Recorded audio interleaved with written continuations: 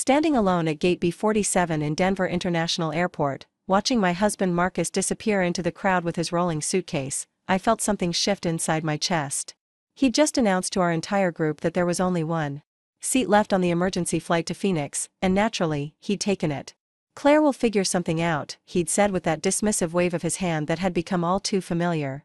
"She's resourceful." What he didn't know was that I already had figured something out, and his expression when he discovered exactly how resourceful I could be would be worth every humiliating second of this moment. Before we jump back in, tell us where you're tuning in from, and if this story touches you, make sure you're subscribed, because tomorrow, I've saved something extra special for you. The fluorescent lights of the terminal cast harsh shadows across my face as I stood there, luggage at my feet, watching the departure board flash updates that meant nothing to me now. Marcus had orchestrated this entire scenario with the precision of someone who'd planned it well in advance.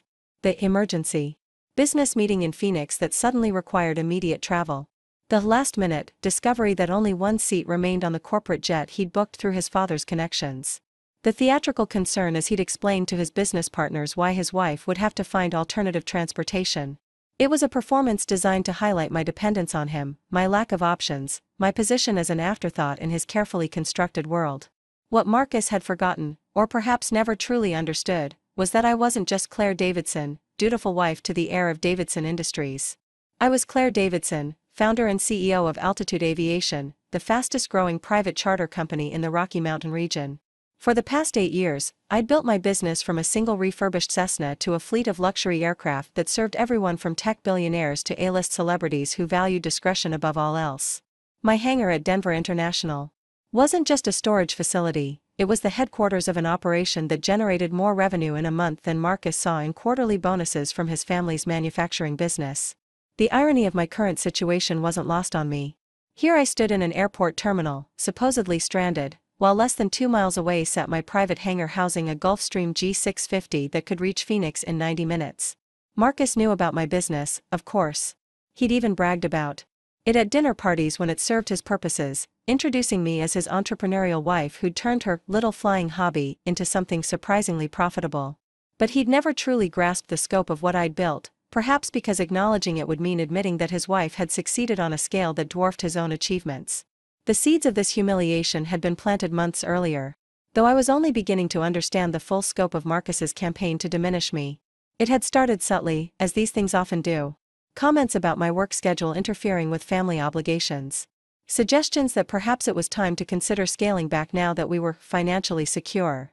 Questions about whether I really needed to fly so frequently when I could hire other pilots to handle the routine flights.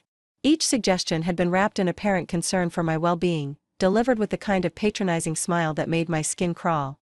Marcus had grown up in a world where wives were ornamental additions to successful men, beautiful accessories who organized charity events and hosted dinner parties but never outshone their husbands in matters of business or finance. His mother, Patricia Davidson, had perfected this role over 30 years of marriage to Robert Davidson, the founder of Davidson Industries. Patricia's life revolved around supporting her husband's career, raising their children to carry on the family legacy, and maintaining the social connections that kept the Davidson name prominent in Denver's business circles. When Marcus had first brought me home to meet his parents 6 years ago, I'd been charmed by their old-world elegance and impressed by their obvious devotion to each other. The Davidson family estate in Cherry Hills Village was a testament to tasteful wealth, filled with antique furniture and oil paintings that spoke of generations of careful cultivation. Patricia had welcomed me warmly, expressing genuine interest in my aviation background and asking thoughtful questions about the challenges of building a business in such a male-dominated industry. Over time, however, I'd begun to notice the subtle ways Patricia steered conversations away from my professional accomplishments and toward more traditional feminine interests. She'd compliment my outfit rather than acknowledge a recent business milestone. She'd ask about my thoughts on redecorating rather than inquire about the new routes I was establishing. When I'd mentioned plans to expand into international charters, she'd smiled politely and changed the subject to vacation destinations, as if the two topics were equivalent in her mind. Robert's treatment of me had been more direct but equally problematic. He'd developed a habit of explaining basic business concepts to me, apparently assuming that my success in aviation was somehow accidental or the result of luck rather than skill and hard work. During family dinners, he'd dominate conversations about industry trends, market conditions, and economic forecasts, nodding approvingly when Marcus contributed to the discussion but falling silent when I offered insights based on my own experience running a growing company. The most frustrating aspect of these interactions was Marcus's response, or rather, his lack of response. He never corrected his father's condescending explanations or redirected conversations to include my perspectives. He seemed content to let his family treat me as a pleasant addition to their gatherings rather than a successful businesswoman worthy of respect. When I'd mentioned this pattern to him privately, he'd assured me that his parents loved me and suggested that I might be oversensitive to perceived slights that weren't intentional. This dynamic had crystallized during our wedding planning 18 months ago. Patricia had immediately assumed control of the arrangements, presenting detailed plans for a traditional ceremony at the country club where the Davidson family had been members for 3 generations. When I'd suggested incorporating elements that reflected my own background and interests, such as a vintage aircraft flyover during the reception, Patricia had smiled indulgently and explained that such displays might be considered inappropriate for a formal wedding. Marcus had supported his mother's vision enthusiastically, describing it as elegant and timeless. He'd seemed genuinely puzzled by my desire to deviate from the classical format that had served Davidson family weddings so well in the past. When I'd pressed the issue, he'd suggested that we could plan a separate celebration later that would be more reflective of my personal style, though that secondary event had never materialized amid the demands of our new married life. The wedding itself had been undeniably beautiful, featuring 500 guests, an orchestra, and cuisine prepared by Denver's most prestigious catering company. Photographs from the event showed a radiant bride and groom surrounded by the cream of Denver society, with coverage in both the Business Journal and the lifestyle magazine that covered significant social events. Yet standing at the altar in my grandmother's redesigned wedding dress, I'd felt like an actress playing a role rather than a woman celebrating the beginning of her own marriage. Our honeymoon in Tuscany had provided a brief respite from family expectations and social obligations. For 2 weeks, Marcus and I had rediscovered the connection that had drawn us together initially. We'd explored medieval towns, sampled wines at family-owned vineyards, and spent long evenings talking about our hopes for the future. Marcus had seemed genuinely interested in my plans for expanding altitude aviation, offering suggestions and asking detailed questions about my business strategy. Unfortunately, that supportive dynamic had evaporated upon our return to Denver. Marcus had immediately thrown himself back into his work at Davidson Industries, while I'd resumed the demanding schedule required to manage a growing aviation company. The easy intimacy we'd shared in Italy had been replaced by the routine politeness of 2 busy professionals sharing a household but leading increasingly separate lives. The first major conflict had erupted 6 months after our wedding, when I'd been offered an opportunity to provide charter services for a major film production shooting in multiple locations across the western United States. The contract would have required me to be away from Denver for several weeks, but it represented exactly the kind of high-profile client relationship that could transform altitude aviation from a regional player into a nationally recognized brand. Marcus had been adamantly opposed to my accepting the contract, arguing that our new marriage needed more attention and stability.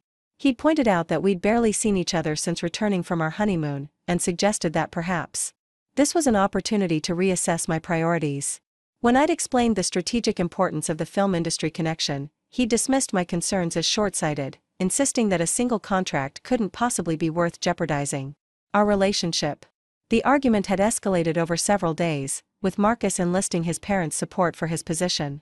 Patricia had expressed concern about the impact of extended travel on my ability to establish roots in Denver's social community, while Robert had questioned whether the financial benefits justified the personal costs.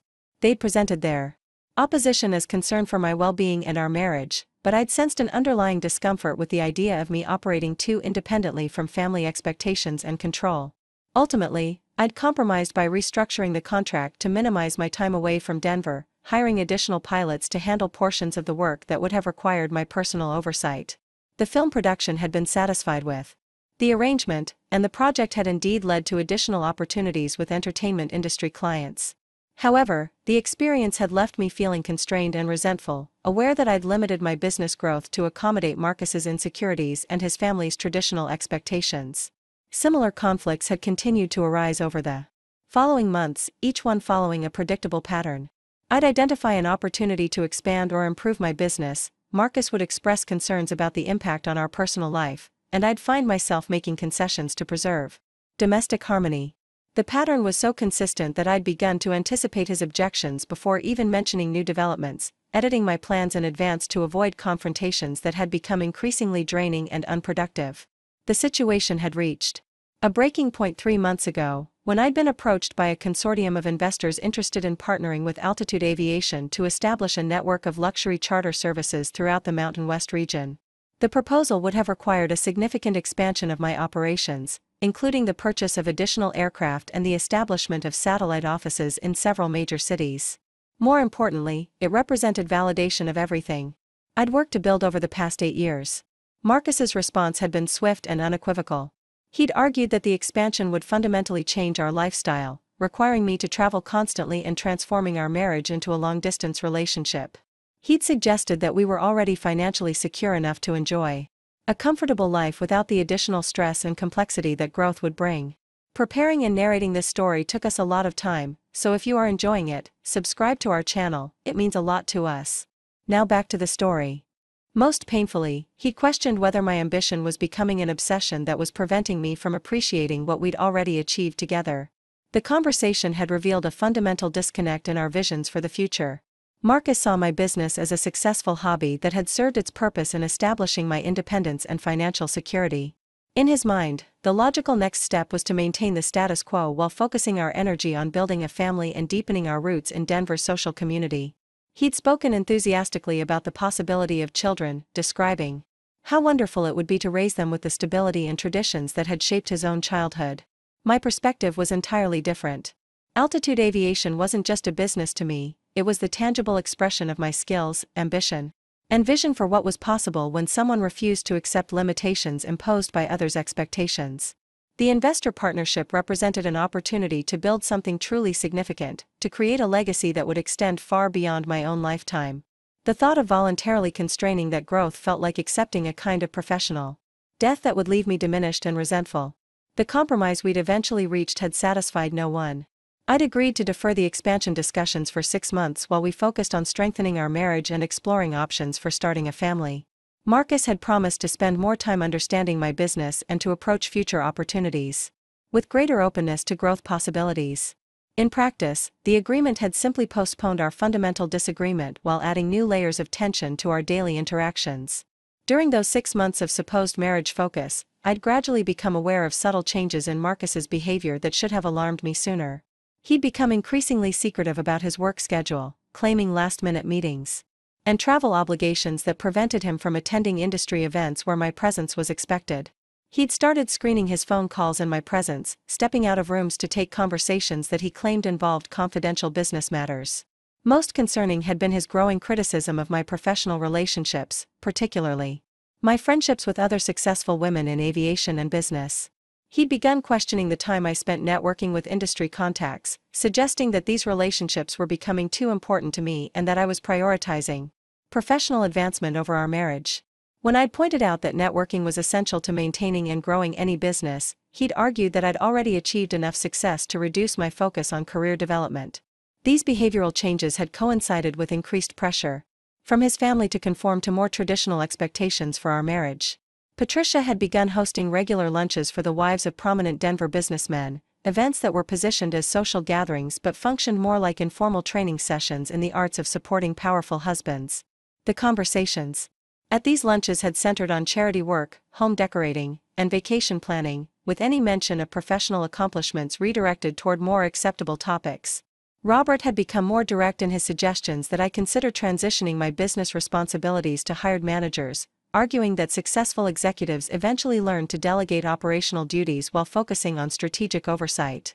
He presented this advice as wisdom gained from decades of business experience, but I'd recognized it as a sophisticated attempt to convince me to step back from active leadership of my own company. The most insidious aspect of this family campaign had been its gradual nature and apparent good intentions.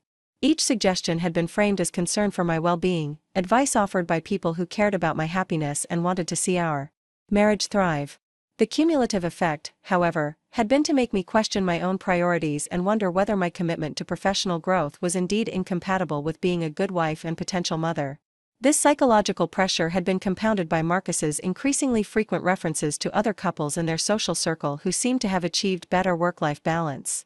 He'd point out wives who had successfully transitioned From demanding careers to more flexible arrangements that allowed them to support their husbands while maintaining their own interests.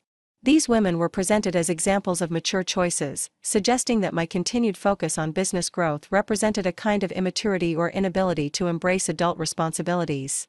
The strategy had been sophisticated and nearly effective. For several weeks, I'd found myself second-guessing decisions that had once felt natural and obvious. I'd begun to wonder whether my ambition was indeed excessive, whether my desire for continued growth represented a character flaw that was preventing me from appreciating the life Marcus and I had built together. The self-doubt had been particularly insidious because it had seemed to emerge from my own reflection rather than external pressure. The wake-up call had come 6 weeks ago, during a conversation with my longtime friend and mentor, Captain Sarah Rodriguez, who had broken barriers as one of the first Latina pilots hired by a major airline and who now ran her own aviation consulting firm. Sarah had invited me to lunch, ostensibly to catch up on industry developments, but had quickly turned the conversation toward my personal situation.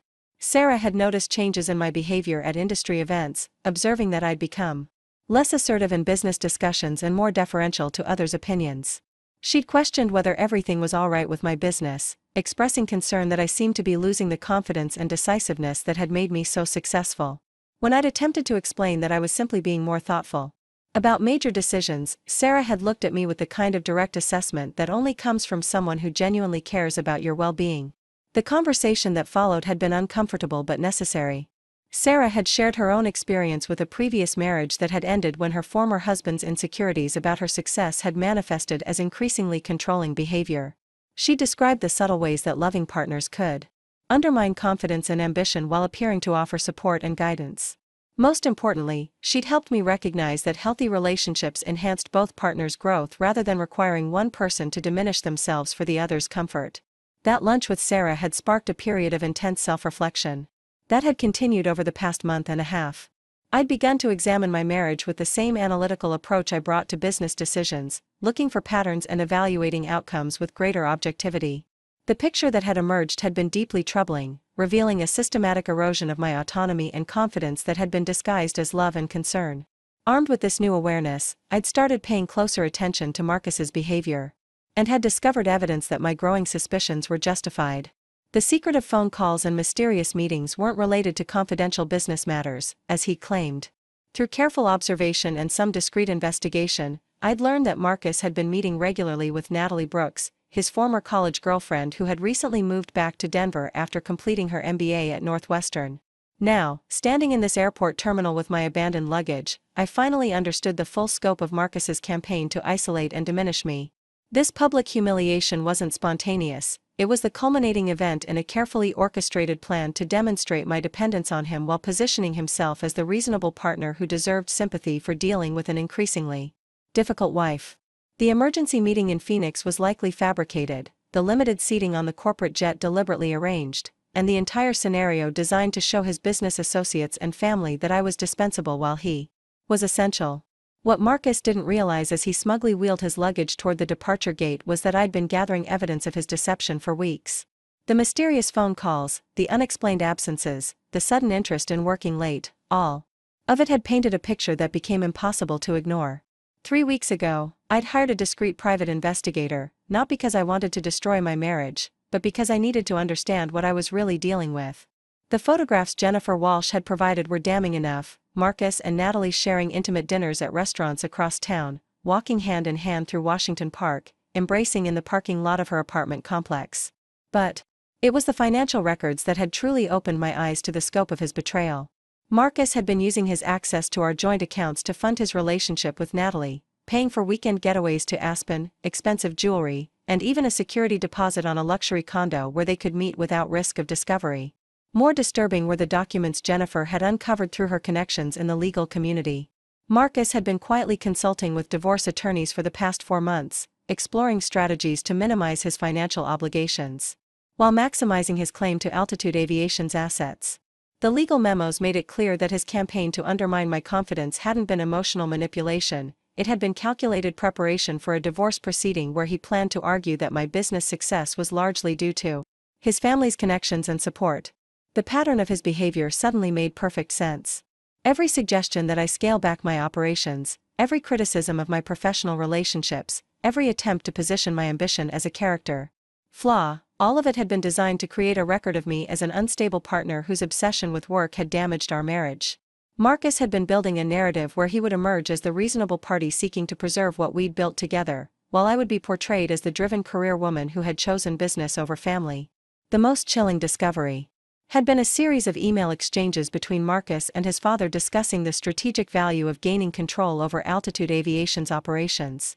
Robert Davidson had apparently identified my company as a potentially valuable acquisition for Davidson Industries, seeing an opportunity to diversify their manufacturing portfolio by expanding into transportation services. The conversations revealed that Marcus's initial interest in me might have been motivated as much by business considerations as personal attraction.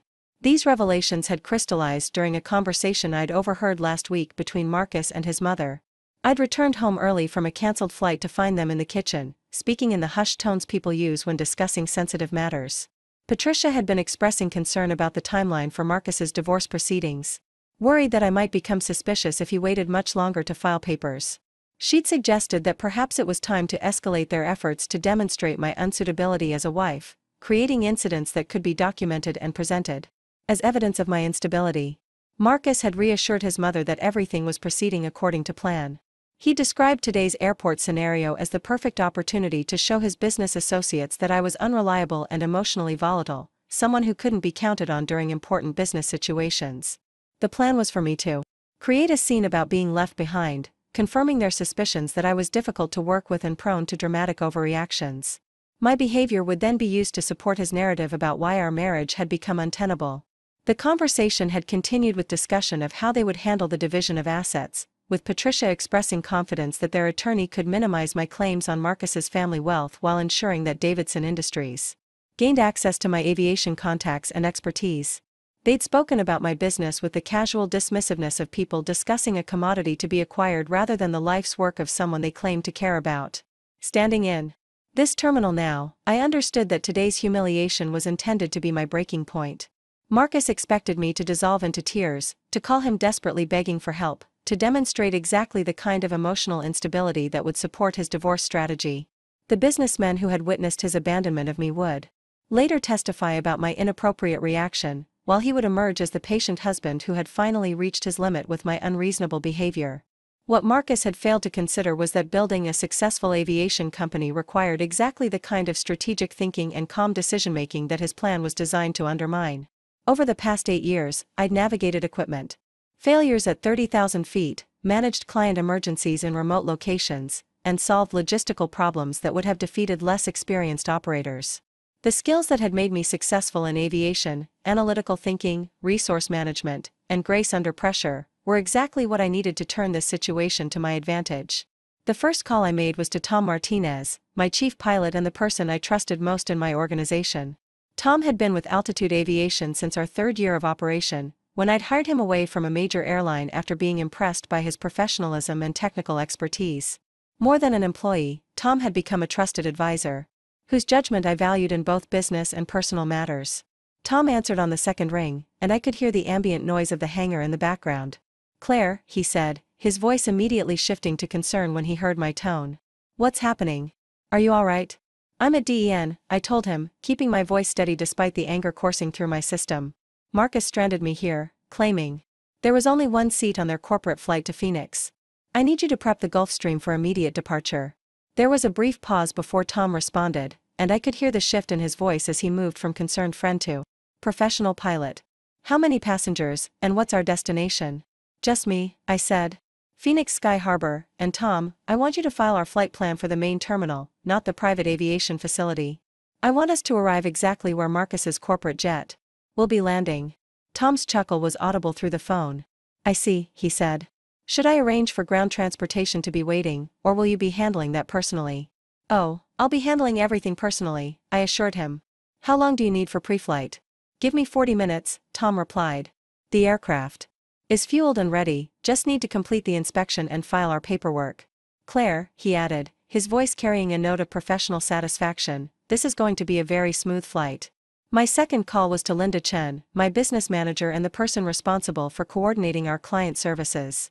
Linda had joined Altitude Aviation 2 years ago after working for a high-end concierge service that catered to ultra-wealthy clients.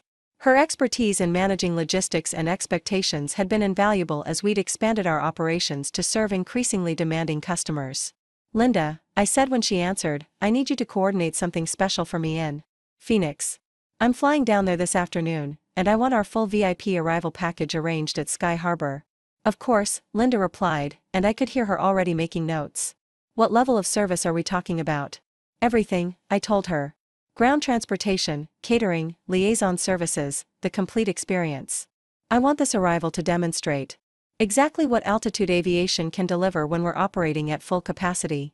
Should I coordinate with any local contacts, or are you handling the Phoenix end independently? Linda asked. Actually, I said, an idea beginning to form. Why don't you reach out to Rebecca Santos at Southwest Luxury Services? Tell her we have a client who wants to make a very memorable impression, and we'd like to showcase the kind of partnership possibilities our companies could develop together. Rebecca Santos was a woman I'd met at an industry conference 6 months earlier, someone who had built her own empire providing luxury ground services to discerning travelers throughout the Southwest. Our conversation had touched on potential collaboration opportunities, and she'd impressed me with her creativity and attention to detail. This seemed like the perfect opportunity to explore that partnership while ensuring that my arrival in Phoenix would be impossible to ignore. My third call was to David Park, the manager of our Denver hangar operations and someone whose discretion I could count on absolutely. David had been with us for 4 years, and his background in military logistics had made him invaluable in coordinating the complex movements required to maintain our fleet and support our operations. David, I said, I need you to document something for me. Marcus Davidson just abandoned me at the terminal, claiming there was no space for me on their corporate flight. I want a complete record of this incident, including timestamps and any witnesses you can identify. Already on it, David replied, and I could hear keyboard clicks in the background. I saw the whole thing from the observation deck. Pretty shameful behavior, if you ask me. I've got photos of him walking away with his luggage while you were left standing there. Perfect, I said. Also, David, I want you to coordinate with Tom on our departure procedures. Make sure everything is documented according to our standard protocols, but with extra attention to detail.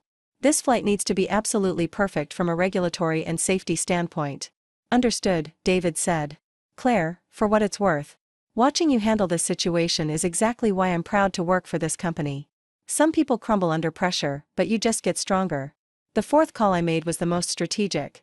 James Wilson was our attorney, a sharp legal mind who specialized in aviation law and business disputes. James had helped me navigate the complex regulatory requirements involved in building Altitude Aviation, and his advice had been invaluable during several challenging situations over the years. James, I said when he answered, I need to discuss a delicate situation involving my husband and some potential legal implications. James had known Marcus socially through Denver's business community, but he'd always maintained professional boundaries regarding my personal life. However, the evidence I'd gathered over the past few weeks had convinced me that those boundaries needed to be adjusted given the threats to my business interests. I'm listening, James said, his tone shifting to the careful neutrality he used when dealing with sensitive matters. I've discovered that Marcus has been consulting with divorce attorneys while simultaneously attempting to undermine my business reputation and financial stability, I explained. I have documentation of financial improprieties and evidence that he's been planning to claim ownership rights to Altitude Aviation assets. James was quiet for a moment before responding. Claire, that's a serious allegation. Do you have substantive evidence to support these claims? I do, I said. Bank records, photographs, legal memos, and recorded conversations. James, I need to understand my options for protecting my business and personal interests given what I've learned. We should schedule a meeting as soon as possible, James replied. In the meantime, I'd recommend documenting any further interactions with Marcus and avoiding any decisions that could compromise your legal position. Are you planning any immediate actions that might escalate the situation? I'm flying to Phoenix this afternoon, I told him. Marcus is expecting me to be stranded here, and I think it's important that he understands exactly what kind of resources I have at my disposal. James chuckled. That sounds like a very measured response under the circumstances. Claire, whatever you're planning, make sure it's legal, documented, and proportional. The best revenge is success, not retaliation. My final call was to someone who wouldn't be expecting to hear from me. Angela Foster was a reporter for Business Aviation Weekly, a trade publication that covered the private aviation industry with particular attention to emerging companies and industry leaders. Angela had interviewed me twice over the past year, and she'd expressed interest in doing a feature story about women entrepreneurs in aviation. Angela, I said when she answered, it's Claire Davidson from Altitude Aviation. I know this is short notice, but I have a story idea that might interest you.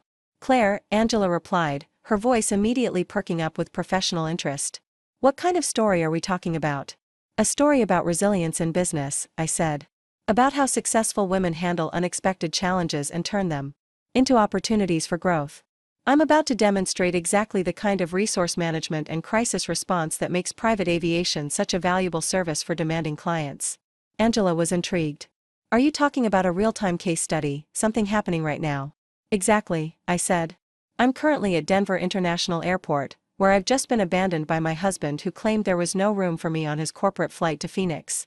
In the next few hours, I'm going to show him exactly what kind of transportation options are available when you own your own aviation company. Angela laughed with genuine delight. Claire, that sounds like exactly the kind of story our readers would love.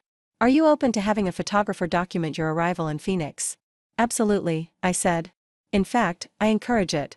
I think it's important for people to understand that success creates options, and that those options become particularly valuable when people try to limit your choices. The beauty of my situation was that everything I was about to do was completely legitimate and entirely within my rights as the owner of Altitude Aviation. Marcus had made the mistake of underestimating my resources and my determination, assuming that his abandonment would leave me helpless and dependent on his assistance.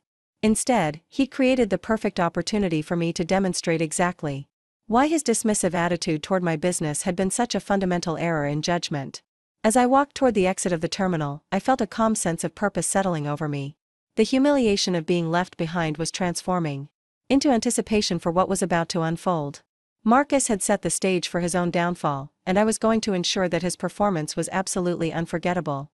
The drive to my hangar took exactly 12 minutes, during which I used the time to refine the details of my plan. Tom would have the Gulfstream ready for departure within the hour, giving us a comfortable arrival time that would coincide perfectly with the landing of Marcus's corporate flight. Rebecca Santos would coordinate ground services that would create exactly the kind of visible demonstration I wanted to achieve. And Angela Foster would be there to document the entire sequence of events for an industry publication that Marcus's business contacts undoubtedly read.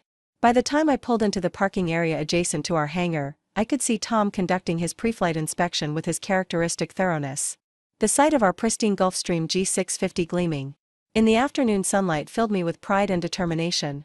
This aircraft represented everything I'd worked to build over the past 8 years, a tangible symbol of success that no one could diminish or take away from me. Tom looked up as I approached, offering a professional nod that couldn't quite hide his obvious satisfaction with the situation. Pre-flight complete, he said. We're cleared for departure whenever you're ready.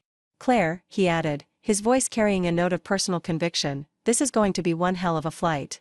Yes, I replied, climbing the steps into the luxurious cabin that I'd personally designed to exceed the expectations of our most demanding clients. Yes, it certainly is.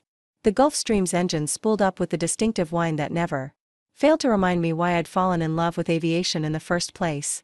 From my seat in the aircraft's elegantly appointed cabin, I watched Denver's skyline recede through the oval window as Tom executed a flawless departure that showcased exactly why Altitude Aviation had earned its reputation for operational excellence.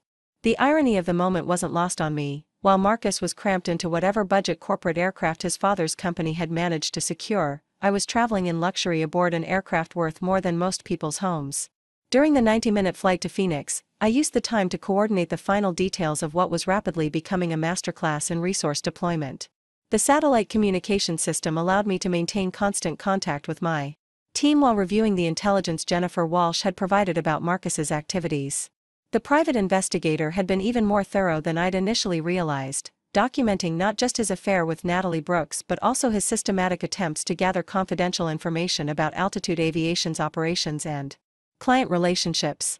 The evidence suggested that Marcus had been photographing documents from my home office, copying client contact information, and even recording conversations during business dinners where I discussed strategic plans with industry partners. This intelligence gathering had apparently been coordinated with his father's legal team, creating a comprehensive database of information that could be used to support their eventual takeover attempt. The violation of trust was staggering, but the strategic implications were even more concerning. Rebecca Santos called while we were cruising at 41,000 feet, her voice crackling slightly through the satellite connection as she confirmed the arrangements for my arrival at Phoenix Sky Harbor. Rebecca's company had outdone themselves, coordinating a reception that would demonstrate exactly the kind of seamless luxury service that distinguished truly successful aviation operations from budget alternatives. "Claire," Rebecca said, her excitement evident even through the digital compression of the satellite link, "this is going to be spectacular. We've arranged for a motorcade of 3 vehicles, a Bentley Mulsanne for your personal transportation, plus support vehicles for luggage and security. The drivers are all former executive protection specialists, and we've coordinated with Sky Harbor operations to ensure priority handling through all security checkpoints." "Perfect," I replied, reviewing the timeline she'd sent to my tablet.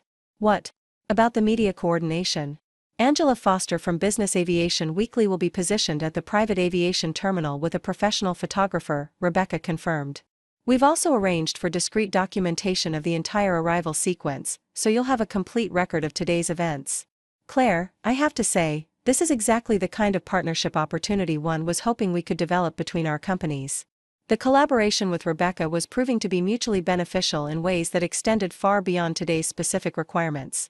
Her company's reputation for discretion and excellence made them perfect partners for Altitude Aviation's expansion into southwestern markets, while our aircraft and operational capabilities could provide her clients with transportation options that exceeded anything currently available through commercial or competing charter services.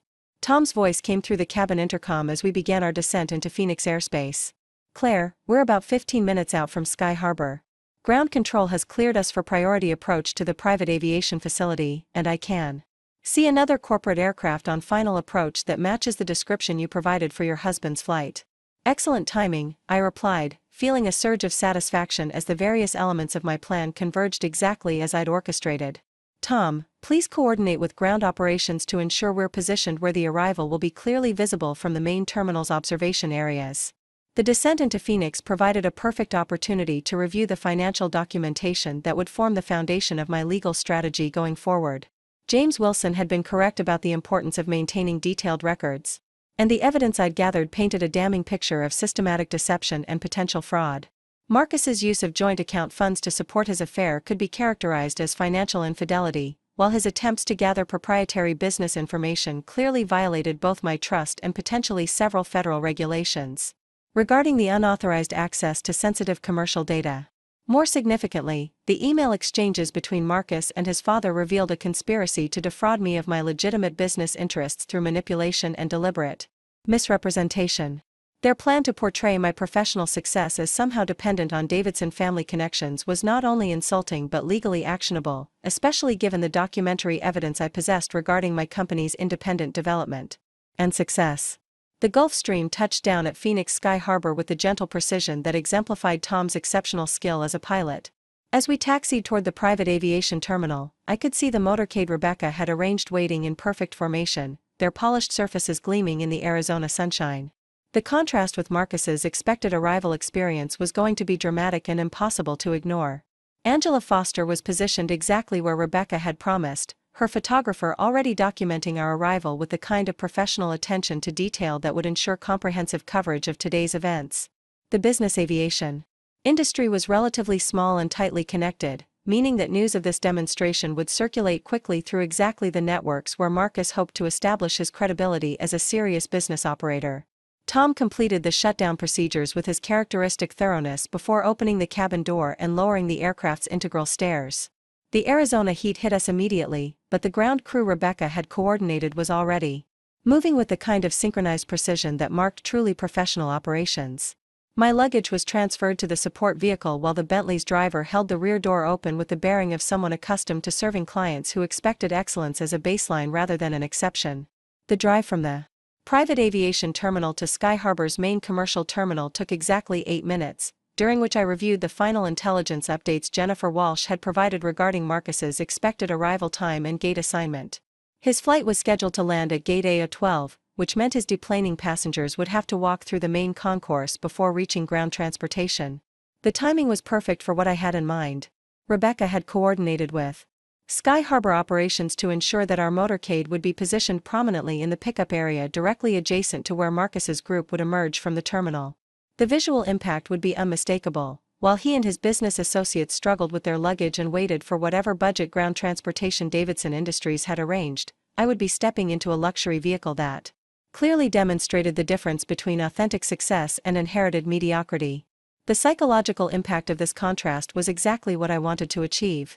Marcus had spent months systematically undermining my confidence and professional reputation, positioning himself as the practical partner while characterizing my ambitions as unrealistic and potentially destructive to our relationship. Today's events would demonstrate definitively that his assessment of our relative capabilities had been fundamentally flawed. Angela Foster was waiting in the pickup area when our motorcade arrived, her photographer capturing the seamless coordination as I stepped from the Bentley while my luggage was transferred to the lead vehicle. The professional documentation would provide irrefutable evidence of the kind of resources I commanded independently of any support from Marcus or his family's connections. Claire, Angela said, approaching with the confident professionalism that had made her such a respected voice in aviation journalism, this arrival sequence is exactly the kind of success story our readers want to hear. The coordination between your aircraft operations and ground services demonstrates why private aviation continues to grow as an option for business travelers who value efficiency and reliability. The story writes itself, I replied, watching through the terminal's glass walls as passengers began deplaning from what I could now confirm was Marcus's flight. In about 10 minutes, you're going to witness a very instructive comparison between different approaches to business travel and resource management. Marcus emerged from the terminal exactly when the flight tracking information had predicted, wheeling his carry-on luggage while engaged in animated conversation with two men I recognized as senior executives from companies his father hoped to develop partnerships with. The sight of him laughing and gesturing confidently, apparently enjoying the camaraderie that came from abandoning his wife at an airport, triggered a surge of cold anger that I channeled into focus and determination. His expression changed dramatically when he noticed our motorcade positioned prominently in the pickup area. I watched his face cycle through confusion, recognition, and finally a kind of stunned disbelief as he processed the implications of what he was seeing.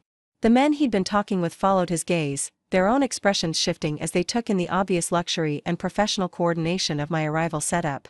I stepped out of the Bentley at precisely the moment Marcus and his companions reached the pickup area, timing the movement to maximize the visual impact of the contrast between our respective situations. While they stood there with their wheeled luggage looking around for their ground transportation, I was being assisted by a professionally dressed driver while a security specialist coordinated the movement of my belongings with military precision. Marcus, I called out, my voice carrying just enough to be heard by his business companions without seeming to shout. I hope your flight was comfortable. Mine was absolutely perfect. The silence that followed was electric with tension and embarrassment. Marcus's face had gone pale beneath his tan, while his companions looked back and forth between us with expressions that suggested they were rapidly reassessing their understanding of our relationship dynamics. These were men accustomed to evaluating business situations quickly, and the evidence before them painted a picture that contradicted everything Marcus had told them about my supposed dependence on his family's resources. Angela Foster moved closer with her photographer, documenting the interaction with the professional discretion that made her such a valuable media contact. The coverage would focus on the business aspects of the story rather than personal drama, but the implications would be clear to anyone familiar with corporate relationship dynamics. How did you get here? Marcus asked, his voice strained with confusion and mounting panic. You were stranded at the airport. There weren't any available flights. I wasn't stranded, I replied calmly, gesturing toward the Gulfstream G650 that was still visible on the tarmac beyond the terminal windows. I own my own aircraft, Marcus. I've owned it for 3 years. The fact that you've never paid attention to the details of my business operations doesn't mean those resources don't exist. One of Marcus's companions, a tall man with silver hair, whom I recognized as the CEO of a major construction company, stepped forward with obvious interest. Ms. Davidson, he said, extending his hand, I'm Richard Webb from Webb Construction. I have to say, that's an impressive aircraft. The G650 is considered the gold standard for transcontinental business travel. Thank you, Mr. Webb, I replied, accepting his handshake with professional warmth. Altitude Aviation has been operating Gulfstream aircraft for several years now. We find that our clients appreciate the combination of speed, range, and cabin comfort, especially for time-sensitive business travel. Marcus's second companion, a younger man with the bearing of someone accustomed to high-level corporate negotiations, introduced himself as Daniel Torres from Torres Development Group. Ms. Davidson, he said, his tone carrying genuine admiration, we've actually heard about your company through industry contacts. Your reputation for reliability and discretion is very impressive. The conversation continued for several more minutes, during which both men asked detailed questions about Altitude Aviation Services while Marcus stood silent, his face growing increasingly flushed as he realized how completely his narrative about my supposed limitations was being demolished. These were exactly the kind of business leaders he'd hoped to impress with his casual dismissal of his wife's capabilities, and instead they were treating me with the professional respect that successful entrepreneurs routinely accorded to their peers. Rebecca Santos appeared at my elbow with perfect timing, approaching with the kind of understated professionalism that marked truly sophisticated service providers. "Ms. Davidson," she said quietly, "your ground transportation is ready whenever you'd like to depart. We've confirmed your dinner reservations and coordinated with your hotel regarding the early check-in you requested." "Excellent," I replied, then turned back to Webb and Torres with a businesslike smile. "Gentlemen, it's been a pleasure meeting you. If your companies ever have requirements for reliable charter services in the Rocky Mountain region, I hope you'll consider Altitude Aviation. We pride ourselves on delivering exactly the kind of seamless travel experience that busy executives need to maximize their productivity." Both men accepted my business cards with obvious interest, and Webb mentioned that his company frequently coordinated executive travel between Denver and Phoenix for major construction projects. The networking opportunity that Marcus's abandonment had inadvertently created was turning into exactly the kind of high-value business development that had driven Altitude Aviation's growth from the beginning. As our motorcade prepared to depart, I turned back to Marcus one final time. "Marcus," I said, my voice carrying just enough concern to sound supportive while making it clear that I was completely in control of the situation, "I hope you can find adequate transportation to wherever you're staying. If you need any recommendations for reliable ground services, I'm sure Rebecca's company could assist you." The look on Marcus's face as our motorcade pulled away was everything I'd hoped to achieve. The confident smugness he displayed while abandoning me at Denver International had been replaced by shocked humiliation and dawning recognition of how completely he'd underestimated both my resources and my determination. His business companions were clearly reassessing their understanding of our relationship dynamics, while Angela Foster's photographer captured the entire sequence for documentation that would circulate throughout the business aviation community. During the drive to the Phoenician resort, where Rebecca had arranged accommodations that would provide a suitable base for the rest of my Phoenix visit, I reviewed the day's events with deep satisfaction. Marcus had orchestrated his own humiliation by creating a situation that allowed me to demonstrate exactly the kind of capabilities he'd spent months trying to convince everyone I didn't possess. The strategic value of today's demonstration extended far beyond personal vindication. Webb and Torres represented exactly the kind of corporate clients that Altitude Aviation needed to continue its expansion into southwestern markets, and their obvious interest in our services suggested that Marcus's attempt to damage my professional reputation had backfired spectacularly. Instead of portraying me as dependent and unreliable, he'd inadvertently created a platform for showcasing the sophisticated resources and operational excellence that distinguished my company from budget alternatives. Rebecca's coordination had been flawless, demonstrating why partnerships with established luxury service providers were so valuable for companies like mine that operated in markets where excellence was expected rather than exceptional. The seamless integration between aircraft operations, ground transportation, and hospitality services had created exactly the kind of comprehensive travel experience that sophisticated clients valued and were willing to pay premium prices to secure. Most importantly, today's events had established a clear record of Marcus's deceptive behavior while positioning me as the professional partner who maintained dignity and competence under pressure. The contrast between his abandonment tactics and my measured response would provide excellent support for the legal strategy James Wilson and I were developing to protect my business interests during what were clearly going to be contentious divorce proceedings. As our motorcade pulled into the Phoenician Circular Drive, where uniformed staff waited to provide the kind of personalized service that marked truly exceptional hospitality operations, I felt a deep sense of satisfaction with how completely the tables had turned. Marcus had intended today to be the beginning of my downfall, the first public demonstration of my supposed dependence on his family's support and connections. Instead, it had become a masterclass in the kind of resource deployment and strategic thinking that had made me successful in the first place. The evening ahead would provide additional opportunities to consolidate the business relationships that had emerged from today's unexpected networking opportunity, while the documentation Angela Foster was preparing would ensure that the business aviation community understood exactly what had transpired. Marcus's reputation as a serious business operator was about to suffer significantly, while mine had been enhanced through demonstration rather than mere assertion. Tomorrow would bring new challenges as the full implications of today's events rippled through both personal and professional networks, but tonight I intended to enjoy the satisfaction of a plan executed flawlessly and objectives achieved completely. Marcus had taught me an important lesson about the dangers of underestimating people, and I was confident he would never make that particular mistake again. The aftermath began unfolding before I'd even finished my dinner at the Phoenician's signature restaurant. My phone started buzzing with messages around 8:30, beginning with a series of increasingly frantic texts from Marcus that painted a clear picture of a man watching his carefully constructed world collapse in real time. The first message was terse and angry, demanding an explanation for what he called my theatrical performance at the airport. By the fourth message, his tone had shifted to desperate pleading, begging me to call him so we could discuss what he termed a misunderstanding that was getting out of hand. The most telling communication came not from Marcus but from his father, Robert Davidson. The elder Davidson's message was brief but revealed volumes about how quickly news of today's events had circulated through Denver's business community. "Claire," Robert's text read, "we need to discuss the situation in Phoenix immediately. There are serious business implications that require prompt attention and damage control. Please call me at your earliest convenience." The speed with which Robert had learned about the airport confrontation suggested that either Webb or Torres had already reached out to contacts in Denver, sharing the story of the abandoned wife who had turned the tables so spectacularly on her dismissive husband. Given the interconnected nature of business relationships in cities like Denver and Phoenix, such rapid communication wasn't surprising, but it indicated that Marcus's humiliation was already becoming a topic of conversation in exactly the circles where he'd hoped to establish his credibility.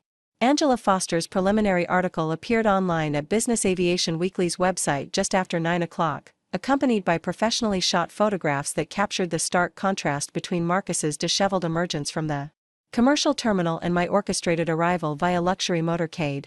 The piece was carefully written to focus on business themes rather than personal drama, but the implications were unmistakable to anyone familiar with corporate dynamics and relationship politics. The article's headline read, "Aviation Entrepreneur Demonstrates Resource Flexibility During Business Travel Challenge," and Angela had crafted the content to showcase exactly the kind of operational excellence and strategic thinking that distinguished successful companies from mediocre ones. Her description of Altitude Aviation's capabilities, combined with quotes from Webb and Torres praising my professionalism, created a narrative that positioned me as exactly the kind of innovative business leader that serious executives valued as partners and allies. More importantly, Angela had included enough detail about the circumstances to make clear that Marcus's abandonment had been deliberate rather than accidental, while my response had demonstrated both the personal dignity and professional competence that marked truly successful entrepreneurs. The piece concluded with a discussion of how private aviation resources were increasingly becoming essential tools for business leaders who needed to maintain operational flexibility in rapidly changing market conditions. The real impact of the article became apparent when my phone started ringing with calls from industry contacts and potential clients who had read the piece online. Catherine Rodriguez from Rodriguez Entertainment called to congratulate me on what she described as a masterful demonstration of crisis management, while simultaneously inquiring about Altitude Aviation's availability for an upcoming film production that would require extensive travel coordination throughout the Southwest. David Chen from Chen Technologies reached out to discuss potential partnership opportunities, explaining that his company's expansion into renewable energy projects would require exactly the kind of reliable charter services that my article had showcased. The conversation revealed that David had actually been considering several aviation companies for his transportation needs, but today's demonstration had convinced him that Altitude Aviation possessed the operational sophistication and strategic thinking his projects would demand. Most significantly, Richard Webb called personally to follow up on our brief airport conversation, expressing genuine interest in establishing a formal partnership between Webb Construction and Altitude Aviation for executive transportation needs related to their major infrastructure projects. Webb's company specialized in large-scale construction throughout the Mountain West region, and their transportation requirements represented exactly the kind of consistent, high-value business that could anchor Altitude Aviation's expansion into new markets. During our 30-minute conversation, Webb shared his perspective on what he'd witnessed at Phoenix Sky Harbor, describing it as one of the most impressive displays of business composure and resource management he'd encountered in recent memory. He'd been particularly struck by the seamless coordination between aircraft operations, ground services, and media relations, seeing it as evidence of the kind of comprehensive thinking that marked truly exceptional business operators. Webb also mentioned, almost casually, that he'd shared the story with several colleagues in Denver's business community, describing it as an example of how successful entrepreneurs handled unexpected challenges. The implication was clear: Marcus's reputation as a serious business operator was being undermined throughout exactly the networks where he'd hoped to establish credibility, while mine was being enhanced through word-of-mouth endorsements from respected industry leaders. The evening's most satisfying call came from Jennifer Walsh, my private investigator, who had been monitoring Marcus's activities throughout the day and had remarkable intelligence to share about the Davidson family's response to the airport incident. According to Jennifer's sources, Marcus had called an emergency family meeting for later that evening, while Robert Davidson had been frantically reaching out to business contacts trying to assess the damage to the family's reputation. Jennifer had also learned that Natalie Brooks had been present during Marcus's arrival at his Phoenix hotel, creating additional complications as he tried to manage the fallout from the airport confrontation while simultaneously maintaining his relationship with his pregnant mistress. The stress of juggling multiple deceptions was apparently taking its toll, and Jennifer's contacts had observed Marcus displaying the kind of erratic behavior that suggested he was losing control of the situation entirely. Most concerning for the Davidson family was the discovery that several of their business partners had already heard about the airport incident and were quietly reassessing their relationships with Davidson Industries. The family's carefully cultivated image of traditional stability and conservative business practices was being undermined by Marcus's obvious personal failures and questionable judgment in abandoning his successful wife in such a public manner. Around 10:30, I received a call that I'd been expecting since leaving the airport. Tom Martinez phoned from Denver to report that the Gulfstream's return flight had been smooth and that all post-flight procedures had been completed according to our standard protocols. More importantly, Tom had news about developments at our Denver hangar that painted a clear picture of how today's events were reverberating throughout the local aviation community. Tom reported that several competing charter companies had called during the evening, ostensibly to inquire about operational matters but actually fishing for information about Altitude Aviation's client relationships and business prospects. The competitive intelligence gathering suggested that our industry rivals were trying to assess whether today's publicity represented an opportunity to poach clients or partnerships, or whether it had actually strengthened our market position. More significantly, Tom had fielded calls from 3 major corporations that were current or former clients of Davidson Industries, all expressing interest in learning more about Altitude Aviation services for their executive transportation needs. The timing of these inquiries wasn't coincidental. News of Marcus's behavior had clearly reached their executive teams, prompting them to reconsider their business relationships with companies that demonstrated such poor judgment in personal matters. The most telling development was a call Tom had received from Patricia Davidson herself, inquiring about whether I was planning to return to Denver that evening and whether there might be an opportunity for what she termed a family discussion to clear up any misunderstandings about the day's events. The fact that Marcus's mother was reaching out directly to my employees suggested that the Davidson family recognized they were facing a genuine crisis that required immediate damage control. Tom had handled Patricia's inquiry with perfect professionalism, explaining that my travel schedule was confidential and that all communications regarding business matters should be directed through appropriate channels. His response had maintained proper boundaries while making clear that Altitude Aviation operated according to professional standards that the Davidson family apparently didn't understand or respect. Around 11 o'clock, I finally returned Marcus's calls, placing the conversation on speaker while taking notes that would be useful for the legal strategy James Wilson and I were developing. Marcus answered on the first ring, his voice tight with stress and barely controlled anger as he immediately launched into accusations about my supposedly vindictive behavior and deliberate attempts to embarrass him in front of important business contacts. "Claire," Marcus said, his voice strained with emotion, "what you did today was completely out of line. You made me look incompetent in front of people whose respect I need for important business deals. This whole theatrical performance with the private jet and the motorcade was designed to humiliate me, and I want to know what you think you're going to accomplish with these games." The conversation that followed was illuminating in ways that Marcus clearly didn't intend. His primary concern wasn't about our marriage or the trust he'd violated through his affair and financial deceptions, but about the professional damage that today's events had caused to his reputation and business prospects. He spoke about feeling betrayed by my failure to maintain what he called appropriate loyalty to family interests, apparently oblivious to the irony of such complaints given his own behavior over the past several months. Marcus also revealed significant information about his family's financial situation that confirmed much of what Jennifer Walsh had uncovered through her investigation. The Davidson Industries was apparently facing more serious challenges than I'd realized, with several major clients reconsidering their relationships and at least 2 significant contracts being placed under review pending resolution of what Marcus termed personal matters affecting the company's stability. Most tellingly, Marcus admitted that his father was furious about today's events and had demanded a complete explanation of how a simple business trip had turned into what Robert Davidson was calling a public relations disaster. The elder Davidson had apparently spent the evening fielding calls from business associates who wanted to understand the implications of the airport incident for their ongoing relationships with Davidson Industries. Marcus's desperation became increasingly apparent as the conversation continued, particularly when he began offering concessions that revealed how completely his position had deteriorated. He suggested that perhaps we could work together to issue some kind of joint statement explaining that today's events had been a misunderstanding, proposing that I could help repair the damage to his reputation in exchange for what he termed greater consideration of my business interests in future family decisions.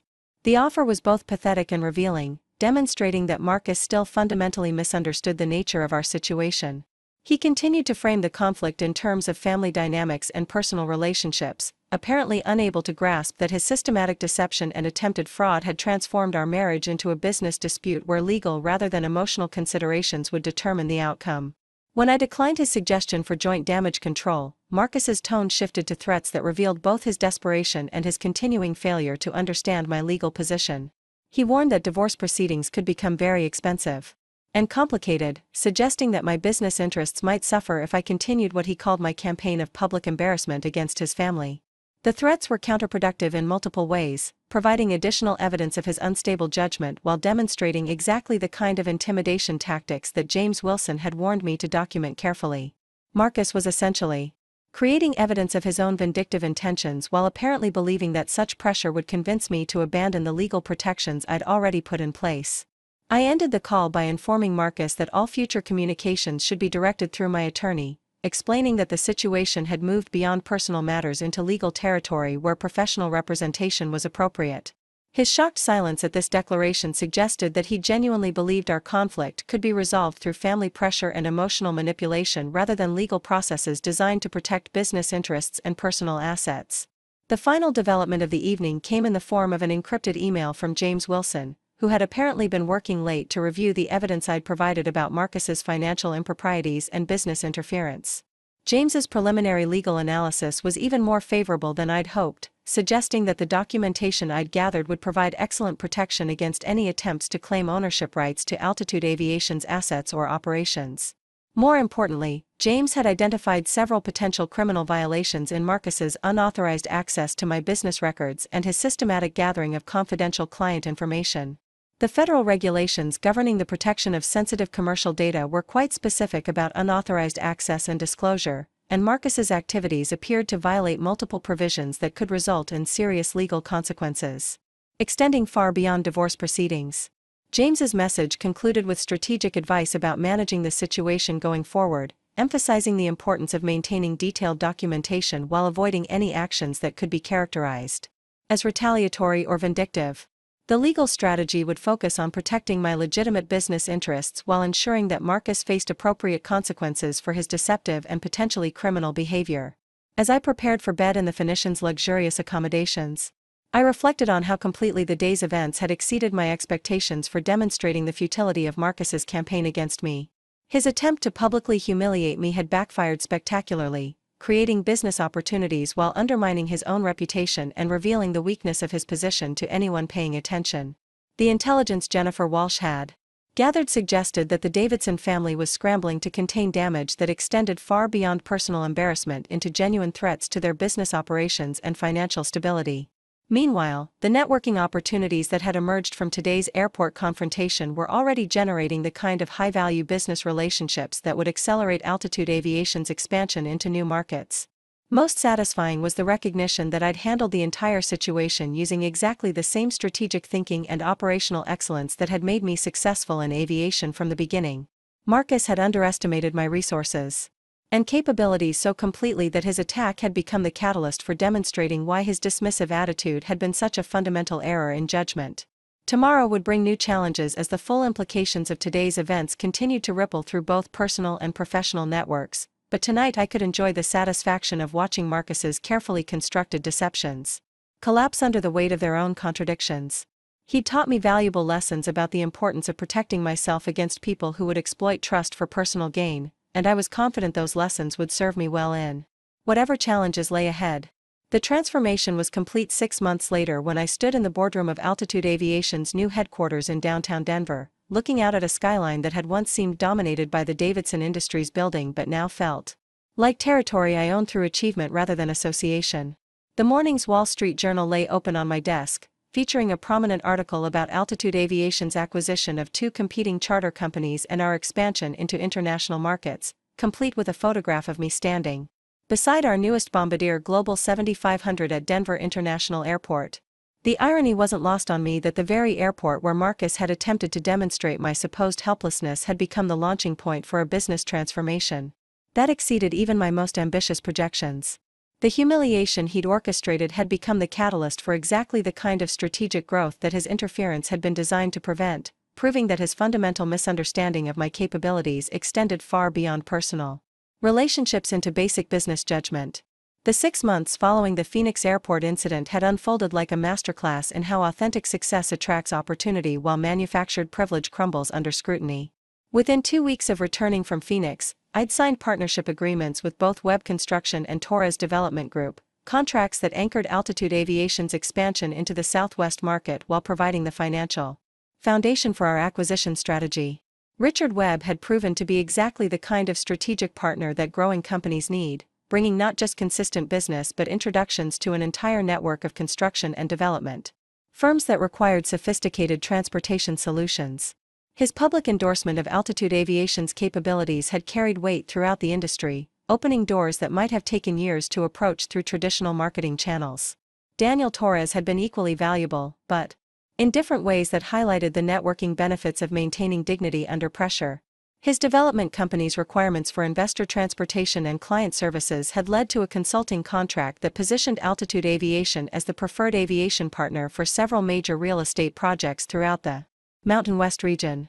The business relationships that emerged from Marcus's intended humiliation had generated more than $12 million in new revenue during the first quarter alone, transforming Altitude Aviation from a regional player into a company that competed nationally for high-value contracts. The growth had been so rapid that I'd needed to hire additional pilots, expand our maintenance capabilities, and establish satellite operations in 3 new cities. Most satisfying had been the acquisition of Rocky Mountain Charter, the company that had been providing transportation services to Davidson Industries for the past decade. The irony of purchasing Marcus's father's preferred aviation vendor had been too perfect to resist, especially since the acquisition gave me access to client relationships and operational insights that would prove valuable for future business development. The Davidson family's decline had been equally dramatic but in the opposite direction. Within a month of the Phoenix incident, 3 major clients had terminated their contracts with Davidson Industries, citing concerns about management stability and decision-making competence. The family's carefully cultivated image of conservative reliability had been shattered by Marcus's public display of poor judgment and questionable character. Robert Davidson's attempts at damage control had only accelerated the company's problems, particularly when his heavy-handed efforts to pressure former business partners into maintaining their relationships had backfired spectacularly. The business community had responded to his intimidation tactics with exactly the kind of coordinated resistance that established players use to discipline members who violate acceptable behavioral standards. The financial investigation that federal authorities had launched into Davidson Industries' accounting practices had revealed irregularities that extended far beyond Marcus's misuse of joint account funds. The systematic manipulation of contracts and vendor relationships had apparently been standard practice for years, creating liability exposure that threatened the company's survival and personal legal jeopardy for multiple family members. Marcus himself had become a cautionary tale that circulated throughout Denver's business community, his name associated with exactly the kind of professional incompetence and personal instability that serious executives avoided in potential partners. The affair with Natalie Brooks had become public knowledge when she'd filed a paternity suit demanding child support payments that Marcus couldn't afford given his deteriorating financial position. The divorce proceedings had concluded 3 months ago with terms that exceeded even James Wilson's optimistic projections. Marcus's attempts to claim ownership rights to Altitude Aviation assets had been dismissed completely when the evidence of his unauthorized access to confidential business information had been presented to the court.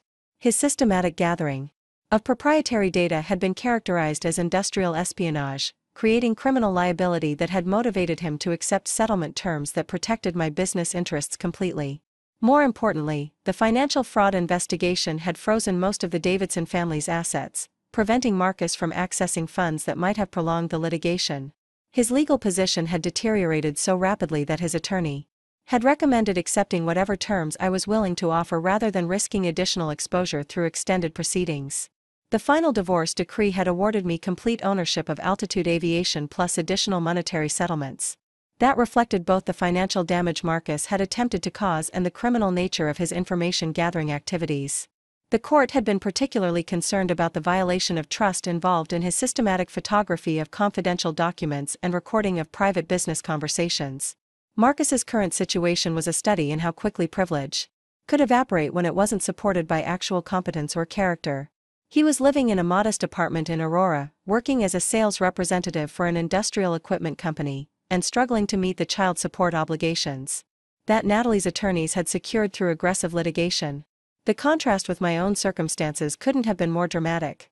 The new Altitude Aviation headquarters occupied 3 floors of a prestigious downtown office building, with executive offices that overlooked the mountains and operations centers that coordinated flights throughout North America and increasingly into international markets. The company's fleet had grown to include 12 aircraft ranging from efficient light jets for regional transportation to ultra-long-range aircraft capable of non-stop flights to Europe and Asia. Our pilot roster included former military aviators and airline captains who brought exactly the kind of operational expertise that demanding clients expected from premium service providers. The media attention surrounding Altitude Aviation's growth had been uniformly positive, focusing on themes of entrepreneurial success and innovative business development rather than the personal drama that had catalyzed our expansion. Angela Foster's original article had been followed by feature stories in several major business publications, each one reinforcing the narrative of a visionary leader who had built something significant through skill and determination. The speaking engagements that resulted from this coverage had become another revenue source while establishing me as a thought leader in the aviation industry. Corporate conferences and professional associations regularly invited me to discuss topics ranging from business strategy to crisis management, opportunities that enhanced both personal reputation and company visibility. The keynote address I delivered at the International Aviation Summit in Las Vegas had been particularly well received, focusing on how successful companies turned unexpected challenges into growth opportunities. The presentation had used the airport incident as a case study in strategic thinking and resource deployment, though I'd been careful to frame the discussion in terms of business principles rather than personal conflicts. The audience's response had been enthusiastic, with several attendees approaching afterward to discuss partnership opportunities and collaborative ventures. The networking value of these speaking engagements had proven to be enormous, creating relationships with industry leaders throughout North America and Europe. Most rewarding had been the recognition from professional organizations that validated not just business success but leadership excellence. The Women in Aviation International had honored me with their Entrepreneur of the Year award, while the National Business Aviation Association had included Altitude Aviation in their annual showcase of innovative companies that were reshaping the industry. These honors carried weight beyond personal satisfaction, providing third-party validation that enhanced credibility with potential clients and partners. The awards were displayed prominently in our headquarters lobby, sending a clear message about the company's commitment to excellence and industry leadership. The personal transformation had been equally significant, though more subtle in its manifestations.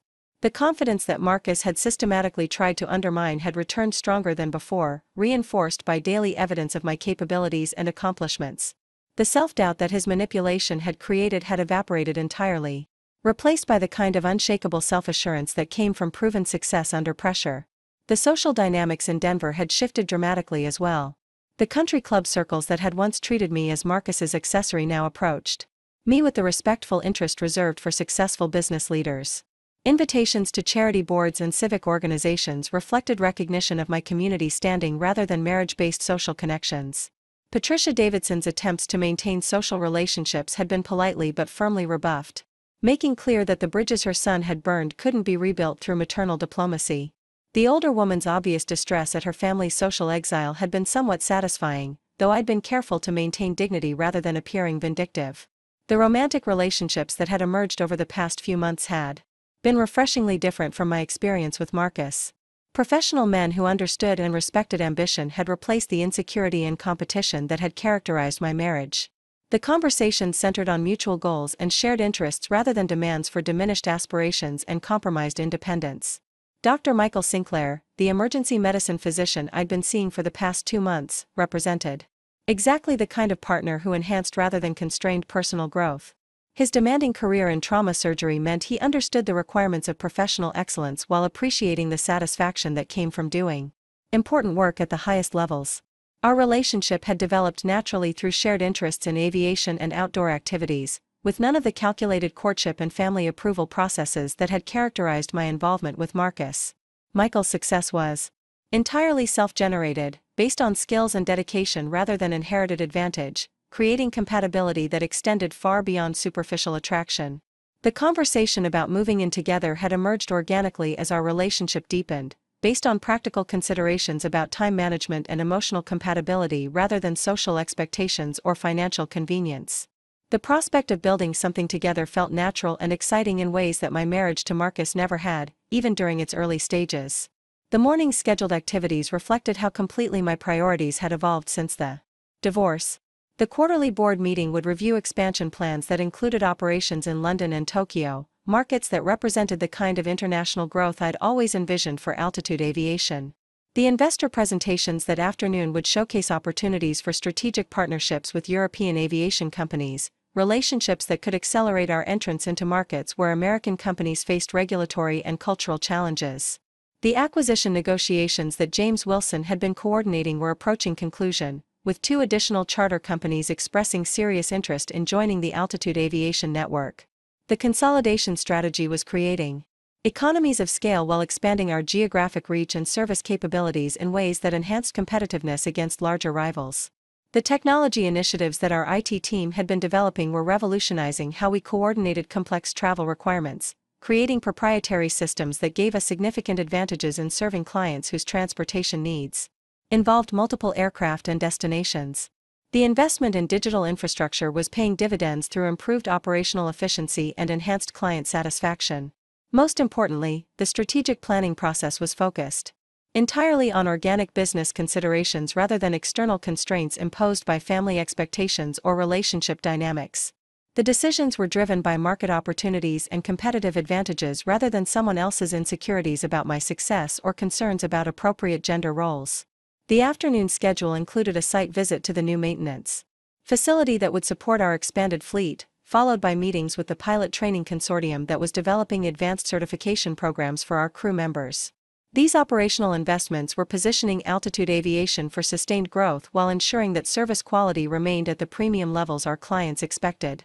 The evening's charity gala would provide opportunities to strengthen relationships with Denver's business community while supporting causes that reflected my personal values rather than social obligations. The freedom to choose involvement based on genuine interest rather than family expectations had made civic engagement more satisfying and personally meaningful. The contrast with Marcus's current circumstances was so complete that it sometimes seemed surreal.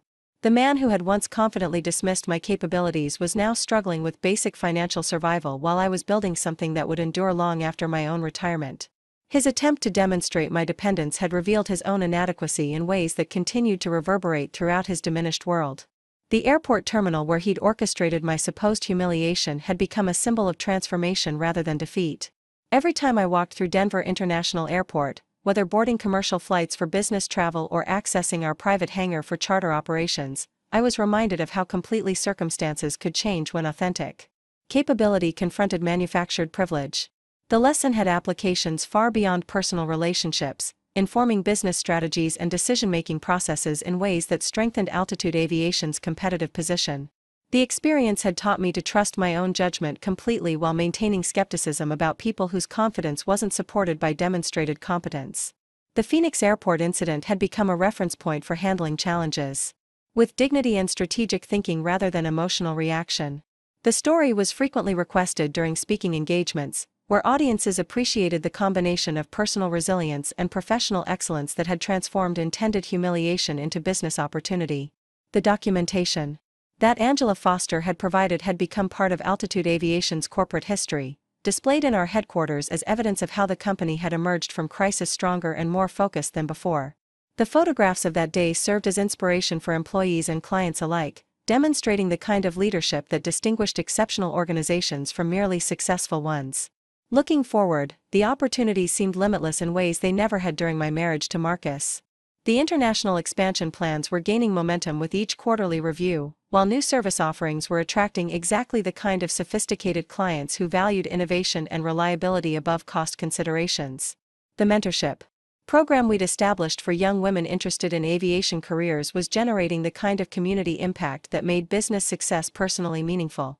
The scholarship fund that provided flight training for economically disadvantaged students was creating opportunities for people who might never have considered aviation careers, diversifying an industry that had traditionally excluded too many talented individuals.